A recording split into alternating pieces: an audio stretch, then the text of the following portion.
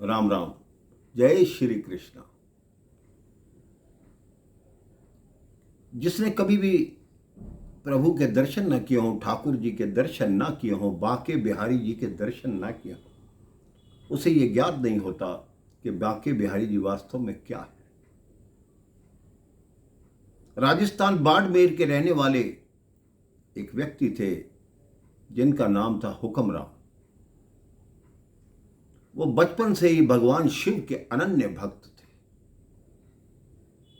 15-16 वर्ष के जब वो हुए, वो भक्ति तो करते लेकिन उनको नशे की लत लग गई। नशा भी ऐसा बढ़ता गया कि अधिक नहीं अत्यधिक हो गया। घर वालों ने उनका विवाह कर दिया कि हो सकता है विवाह के बाद ये कुछ ठीक हो जाए, लेकिन हुक्मराम को कोई फर्क नहीं पड़ा। 10 वर्ष विवाह को हो गए, एक पुत्री हो गई, एक पुत्र हो गया, लेकिन उनका नशा छूटने का नाम नहीं ले रहा था। बड़ी मुश्किल से घर वालों ने उनको नौकरी पर लगाया। वो नौकरी पर जाते, लेकिन उनमें एक खूबी थी, वो भगवान शिव के परम भक्त थे।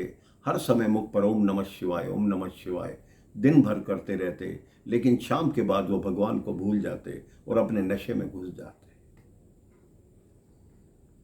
एक बार क्या हुआ, जिस फैक्ट्री में वो काम करते थे, उन्होंने कोई ऑर्डर आगरा भेजा जो वहां की कंपनी ने रिजेक्ट कर दिया।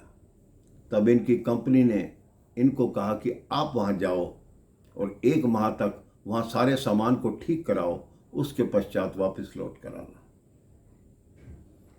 ये अपने परिवार से मिलकर और आगरा के लिए रवाना हो गए। अब इनको आगरा में रुके हुए 7-8 दिन हुए थे। दिन रात जो सामान भेजा था, जो मशीनें थी, उनके पुर्जों को ठीक करने में लगे रहते। शाम को अपना काम करते, नशा करते।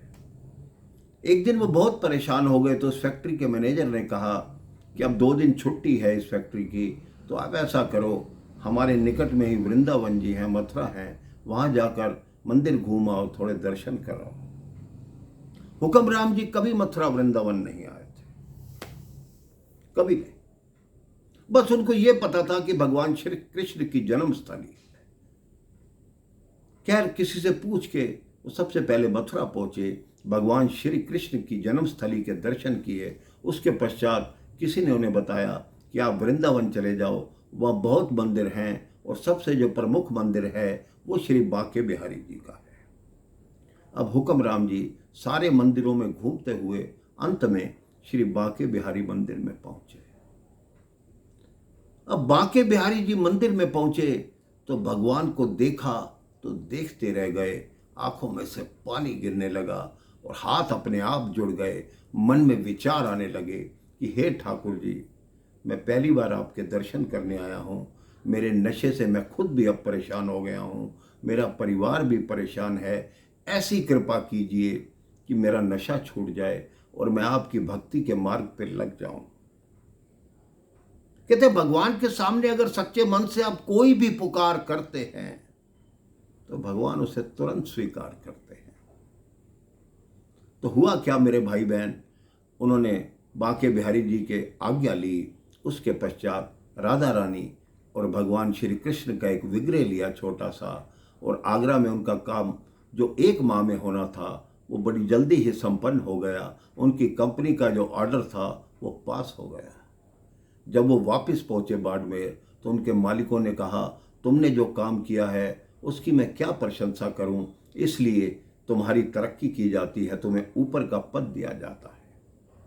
4 माह बाद अब उन्होंने वो विग्रह और जो राधा रानी और भगवान कृष्ण का था विधिवत अपने घर में मंदिर में स्थापना कर दी, और उनकी पत्नी, उनके बच्चे, उनका पूरा परिवार भगवान कृष्ण के रंग में रंगना शुरू हो गया। हर समय श्री कृष्ण श्री कृष्ण श्री कृष्ण श्री कृष्ण। 4 माह के पश्चात उनका हर नशा छूट गया, कंपनी में उनकी तरक्की मिल गई। सारा परिवार खुश था कि ये ठाकुर जी की कृपा से हुआ है, अन्यथा ये 10 वर्ष से नशा कर रहे थे, कभी छोड़ा नहीं, लेकिन ठाकुर जी का ऐसा आशीर्वाद मिला कि इन्होंने हर नशा छोड़ दिया।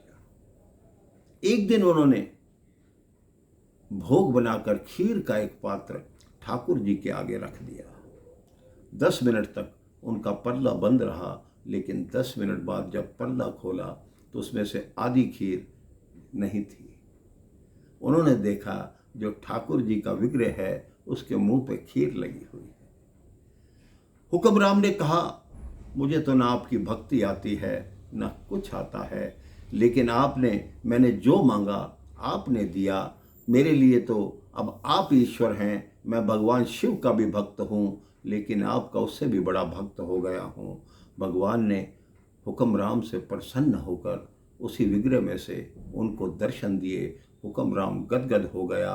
तो कहने का भाव ये है मेरे भाई बहन, आपके मन में कितने भी विकार हों, लेकिन जब आप ठाकुर जी के सामने जाते हैं, अगर आपके मन में एक बार भी ये विचार आ जाए कि मुझे ये सारे विकार छोड़ने हैं, उसके पश्चात ठाकुर जी अपने आप ही आपके जीवन में सुख समृद्धि लाते हैं और आपके सारे विकार दूर हो जाते हैं। राम राम, जय श्री राम, जय श्री कृष्ण।